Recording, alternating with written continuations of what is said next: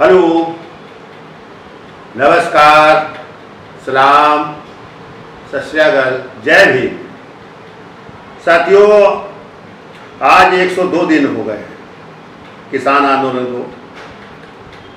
किसान आंदोलन की रफ्तार बढ़ रही है, लेकिन सरकार उस पर कोई ध्यान नहीं दे रही है। सरकार ऐसा समझ रही है कि कोई आंदोलन ही नहीं हो रहा है, इस तरह की जो सोच बना रखी है।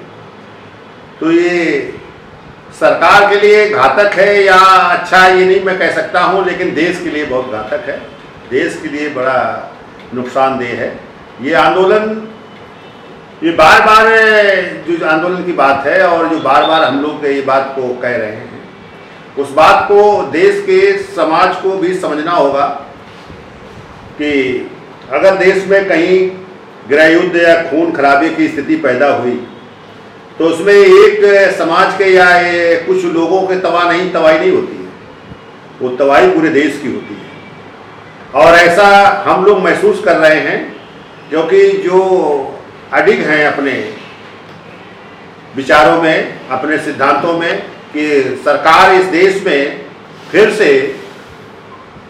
विकृत सामाजिक व्यवस्था स्थिति को बनाना चाहती है। अर्थात उसे हम मनवाद कहें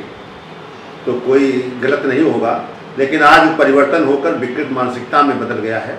क्योंकि आज उस समाज के लोग जो दबे कुचले थे, जो इंसानियत से बाहर थे, उसमें से कुछ लोग अगर उनका पहुंच बन गई है, अगर कुछ ऊंचाई पर पहुंच गए हैं, तो वो भी जाकर उस विकृत मानसिकता के हिस्सा बन जा रहे हैं, उस संगठन के, उस पार्टी के हिस्सा बने हुए हैं जो पार्टी मानव हिंसक है, जो इस देश में मानव को खत्म करना चाहती है, गुलाम बनाना चाहती है, उस के हिस्सा बने हुए हैं। इसलिए ये मनवाद के स्थान पर विकृत सामाजिक व्यवस्था का स्थान ले लिया है। और इस देश में हर व्यक्ति को सोचना पड़ेगा, चाहे वो श्रवण समाज का हो या दलित समाज का हो, या जो मानव हिंसक के साथी हैं उन्हें, या जो मानव हिंसक के लोग हैं जिनकी हिंसा हो रही है उनके लोग हैं, दोनों को सोचना होगा कि ये खून खराबा ना हो, ये बंद हो। अब इसको सोचने के लिए तो इस देश के सब लोगों को आसानी से भाईचारा या जिसकी जितनी संख्या है उसकी हिस्सेदारी अगर लागू हो जाए, सबको काम से जोड़ दिया जाए,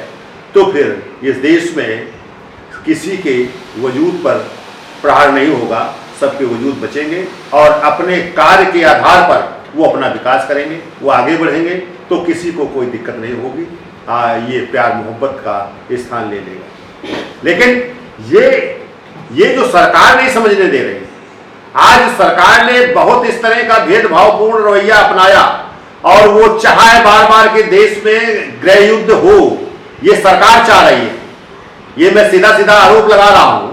क्योंकि समाज में ऐसी स्थिति नहीं, वो एक दूसरे के साथ मिल बैठते हैं। जैसे इस आंदोलन में उस सवर्ण समाज की जो है बहुत बड़ी संख्या है जो आंदोलन के साथ खड़े हैं, और इस देश में जो प्यार मोहब्बत को बनाए हुए हैं वो सवर्ण समाज के लोग हैं। अभी एक बस्ती में मेरी एक बैठक हुई, उस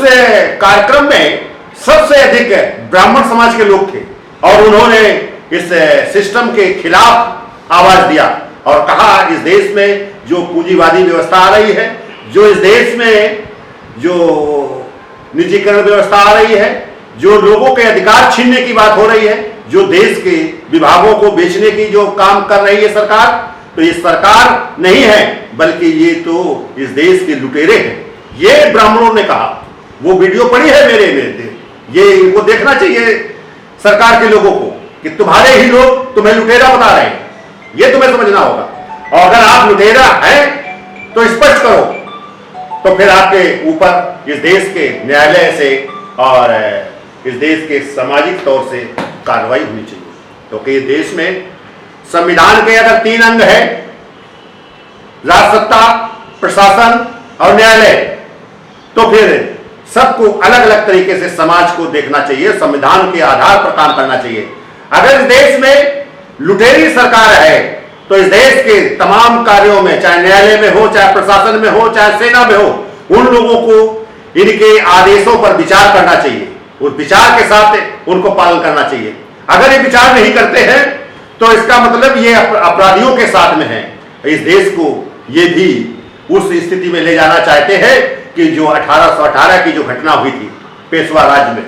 तो आज भी वो दिन भूला नहीं जा सकता है, भुलाया नहीं जा सकता है कि 500 महारों ने 28,000 पेशवाओं का नस्ते नाबूद क्यों किया, कैसे किया। ये इस पर भी चर्चा होनी चाहिए, क्योंकि वो सवर्ण समाज के थे, लेकिन हम लोग ये हिंसा नहीं चाहते हैं। आज भी मैं सवर्ण समाज का या कमजोर समाज का मैं किसी की हिंसा नहीं चाहता हूं, खून खराबा नहीं चाहता। हम लोग चाहते हैं इस देश का जो एक तबका है, जिसे सोचक कहिए, विचारक कहिए, वो ये बात को बार बार से सोच रहा है कि देश के सभी लोग हमारे भाई हैं, हमारे रिश्ते में हमारा कुछ ना कुछ रिश्ता है उनसे, क्योंकि हम सब एक हैं, इस देश के हिस्सा हैं। तो फिर हमारे बीच में ये भेदभाव कैसा, हमारे बीच में ये हिंसा कैसी, ये हिंसा नहीं होनी चाहिए। हिंसा किसी की भी ठीक नहीं है। तो इसलिए हम सरकार से अपील करता हूं कि अभी भी आपके समझ में आना चाहिए, इस पर विचार करिए कि जो आप रवैया अपनाए हैं कि आज वो उससे आप अलग हटें और किसानों के 3 बिलों को वापस लें और इस को किसानों का आंदोलन खत्म हो, देश में भाईचारे का माहौल पैदा हो और देश में आप सरकार ठीक से चलाएं। कोई उसका विरोध नहीं किसी का है, क्योंकि लेकिन सरकार के लिए वोट अगर सबका चाहते हो, सबका वोट आपको मिलता है, तो फिर सबके लिए सरकार होनी चाहिए, ये आपको तय करना है। दूसरा, समाज के लोग आपसे कोई नाराज नहीं है, कोई आपसे दुश्मनी नहीं है, आपके देश के हिस्सा हो, तो इसलिए आप पर भरोसा वो करते हैं, वो भी आपसे प्यार मोहब्बत चाहते हैं, वो भी आपके साथ प्यार मोहब्बत करना चाहते हैं। इसलिए मैं इस देश के सरकार से भी मैं अपील करता हूं और कि इन सब तमाम गलत रवैये से आप अलग हटें और देश के हित में काम करें और संपत्तियों को बेचने का काम बंद करें, क्योंकि 5 साल के लिए चुन के आते हो, या देश तो सबका है ना, किसी एक का नहीं है, किसी एक समाज का नहीं है, जो आप उनको बराबर लगातार बेच रहे हो। इन सब बेचने का काम बंद करो, निजीकरण व्यवस्था की खत्म हो और ये सबका है तो भाईचारा के तहत देश चलेगा और सबका देश रहेगा। सबकी भागीदारी होनी चाहिए, देश में रहने वाले हर समुदाय के, हर धर्म के लोगों की जितनी जिसकी संख्या उसकी उतनी हिस्सेदारी होनी चाहिए, जिससे कि देश में प्यार मोहब्बत रहे, देश का विकास हो, देश फिर से विश्व गुरु के स्तर पर पहुँचे। और आप अगर संकल्प लिया है तो ये संकल्प देश के लोगों का है कि यह देश विश्व गुरु के स्तर पर पहुंचेगा और हम पहुंचाने का काम करेंगे। देश के लोग ये सोच रहे हैं, लेकिन उस धारा को आप खत्म करिए और ये लोग आपसे